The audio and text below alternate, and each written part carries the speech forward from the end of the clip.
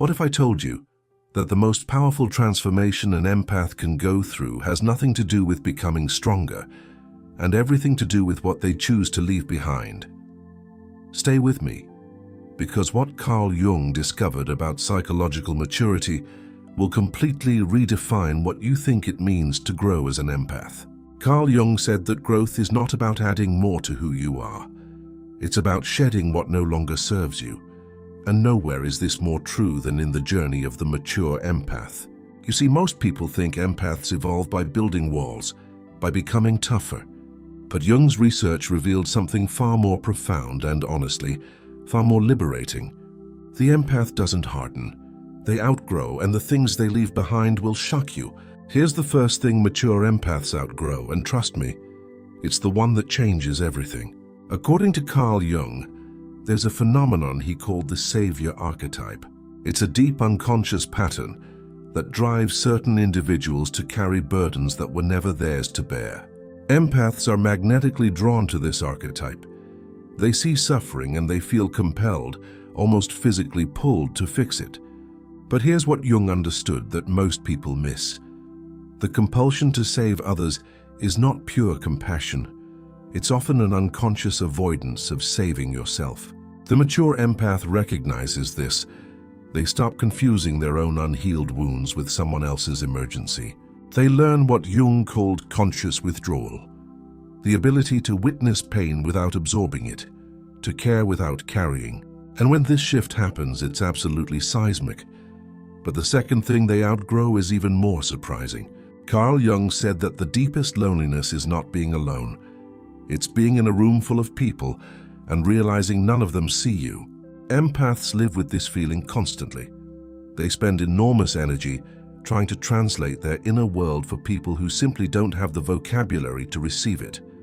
But here's where it gets fascinating. Jung discovered that this desperate need to be understood is rooted in what he called projected wholeness, the unconscious belief that someone outside of you must validate your inner experience for it to be real. The mature empath outgrows this entirely. They stop explaining themselves to people who are committed to misunderstanding them. They stop performing emotional labor just to prove that their perceptions are valid. They reach what Jung called internal verification, a state where their own knowing becomes enough. And this is where narcissists lose all leverage, because you cannot manipulate someone who no longer needs your approval to trust themselves. But wait until you hear what comes next, because this is where the psychology gets truly profound. According to Carl Jung's theory of the shadow, we don't just repress our darkness, we repress our light. He called this the golden shadow, the parts of ourselves that are too powerful, too intense, too alive for the people around us to handle. And so we shrink. Empaths do this instinctively. They dim their intensity. They soften their truth. They apologize for feeling deeply in a world that rewards emotional numbness. But Jung discovered that this self-diminishment creates a psychological pressure that eventually becomes unbearable. The mature empath stops apologizing for their depth. They stop making themselves palatable for people who can only digest surface-level connection. They reclaim what Jung called their authentic magnitude, the full unfiltered expression of who they actually are. And here's what will send chills down your spine. When an empath stops shrinking, the people who benefited from their smallness will call it selfishness. But Jung understood that this is the ultimate test of individuation, the willingness to be misunderstood by those who only love the diminished version of you. The fourth thing mature empaths outgrow is something most people will never even recognize in themselves. Carl Jung observed that guilt is one of the most powerful tools the unconscious uses to keep us trapped in outdated patterns. For empaths, boundary guilt is paralyzing. Every time they say no, every time they choose themselves, every time they refuse to absorb someone else's emotional chaos, they feel a wave of guilt so intense it can feel like physical pain. But here's what Jung's research revealed. This guilt is not moral, it's mechanical. It's a conditioned response programmed by years of being rewarded for self-sacrifice and punished for self-preservation. The mature empath learns to distinguish between real moral failure and manufactured guilt. They understand that the discomfort of saying no is not evidence that they're doing something wrong. It's evidence that they're doing something new. Jung called this the breaking of the participation mystique, the unconscious emotional fusion with others that empaths mistake for love. When this breaks, the empath doesn't become cold. They become free.